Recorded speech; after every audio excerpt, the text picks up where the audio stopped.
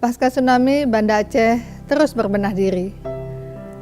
Bagaimana memperindah kota Banda Aceh, membangun infrastruktur, membangun sosial masyarakatnya, dan juga bagaimana Banda Aceh dapat menjadi sebuah kota yang dapat dikenal di seluruh penjuru dunia, menjadi sebuah kota World Islamic Tourism.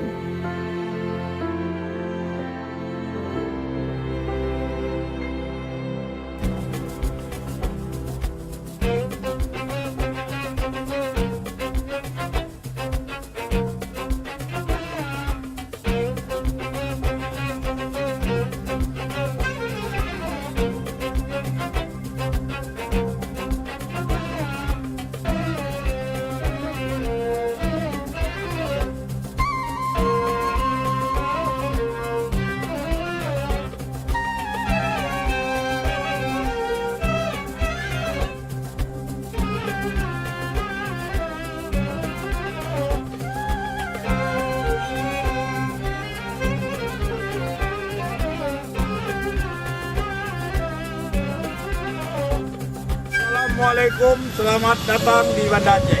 Assalamualaikum. Assalamualaikum. Assalamualaikum.